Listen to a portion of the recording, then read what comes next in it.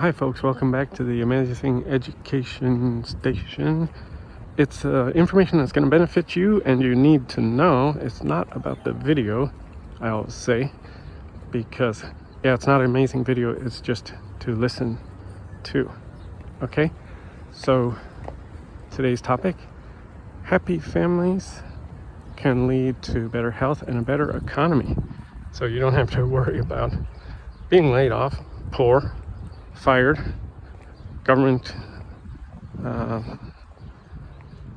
going bankrupt and taxing the heck out of you, if we just have better families. And why am I talking about this topic? Well, the United States has a family social crisis, and it's going to lead us down a very negative path. You may have noticed trouble with money, with finances, and with your income, or when you run your taxes, it may be a little bit painful. Oh gosh, I got to pay these taxes, but I got to pay these bills. My car is getting older, or I'm getting older, or whatever, and people don't seem as cheerful as they used to in the movies in the past, or as I remember it growing up. And well, we have a high divorce rate. People used to stay married.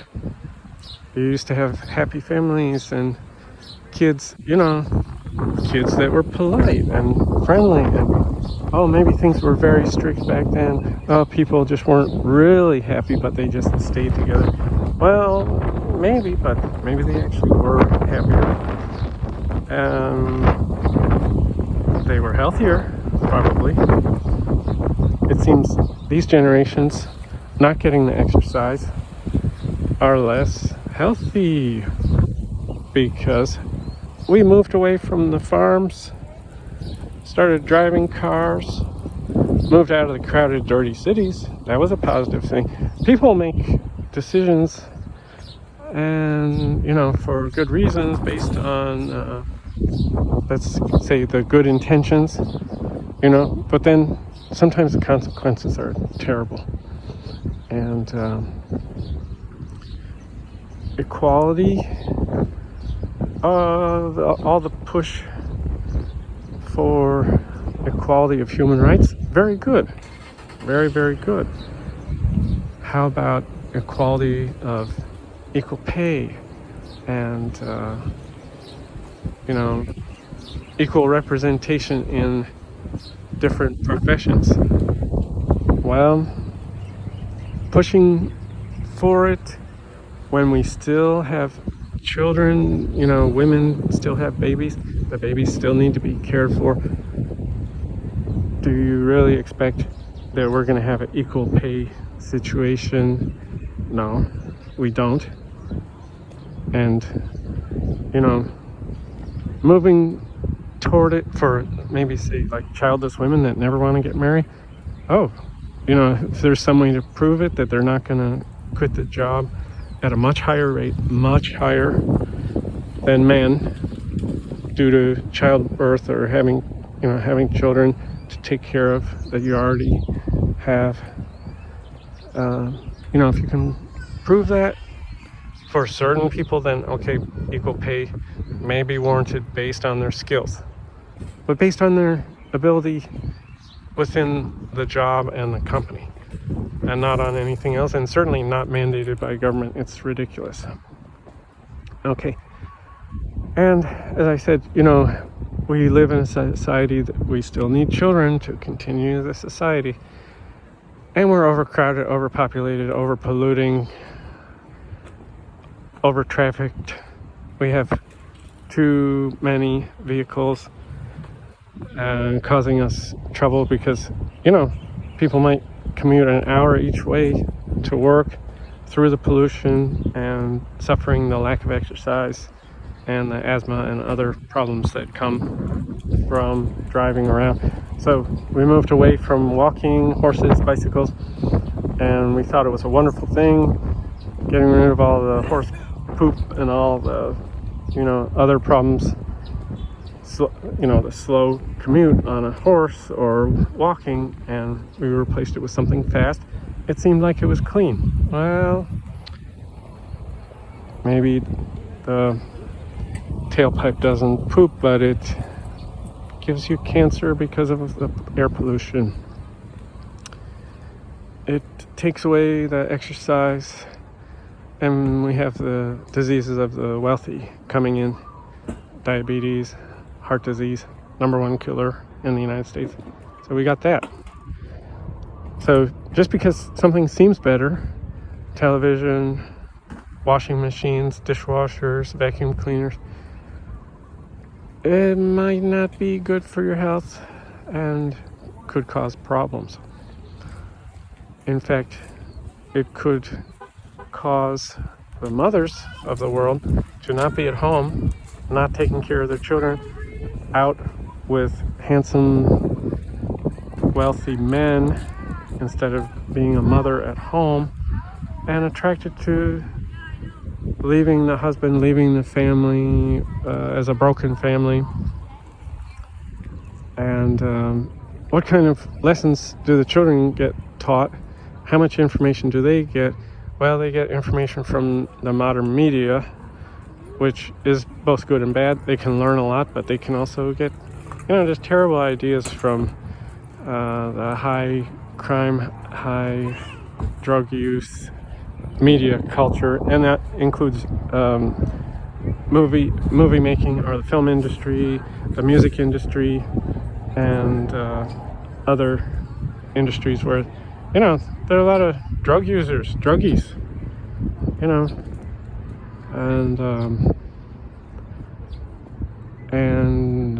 sort of morally less careful people. So, the risk-taking individuals, having multiple partners, not committing to marriage, where it's,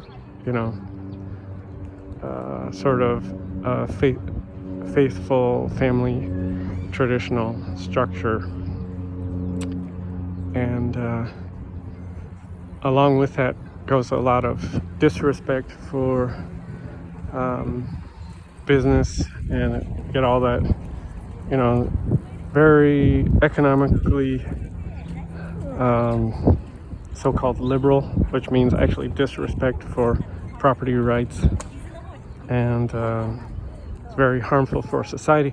And so we have the erosion where, especially public education, terrible. I went through public education myself, and only by reading books that were never assigned to me did I get a good understanding of economics and business. And although I did learn some in higher education at one of the top universities in the country, but I discovered very important things about work skills, money, habits, and skills you just don't learn in school, and especially in the public schools, because, well, it's controversial, and probably the parents don't support it, and the government public school workers, they work for the government, and they want to have people earn through the government. They don't respect the more capable private industry and private schools and so on, who probably have a greater understanding, a wider perspective, higher education. Yeah, you look into it. Who are the conservatives? Now, personally, I'm not even a conservative myself. I check out objectivism, and although libertarians are sort of embarrassing, but maybe I would say slightly libertarian in my ideas, although not the drug freedom as much. I think drugs stink, and we don't want to smell that stuff. So, just like we don't want to smell smoke. Smokable drugs, I don't want to smell that and have that in public, which libertarians would probably support. But anyway, who are the conservative business owners and wealthy people? They have a lot more education than the so-called liberals, which means like freedom and lower crime. They're more giving, they're more charitable. It's the poor that want the charity, so they promote charity much more. And if you think, oh, I'm a charitable person, I'm a liberal, I give money, yeah, not even 10% probably of what the wealthy business people give, because they can afford it, because they're very highly educated and they're capable. They're more capable, probably better for society. And I'm not even one of these people. I'm an employee, but I've got usually an IQ of above 120, so I'm not smart enough to be a doctor or one of these successful business people, but I'm smart enough to understand, if you're a liberal and you think liberals are the good people that do the good and provide the good services and products, well, they can provide some of the dumb labor, but the dumber and less educated people are, in general, the more liberal they are and the higher risks they take. And yes, the United States is heading in the liberal direction, so if you're one of these people, you should be you shouldn't be happy, but you probably are happy to hear that, because do a little research into history, all the millions of people that starved to death in the socialist communist countries, and Russia and China. And socialism is taking the means of production, and communism is like maximum of that, and plus a lot of other almost total control. It's dictatorship basically, and it's monopoly power in the hands of government, which is the opposite of business and private ownership.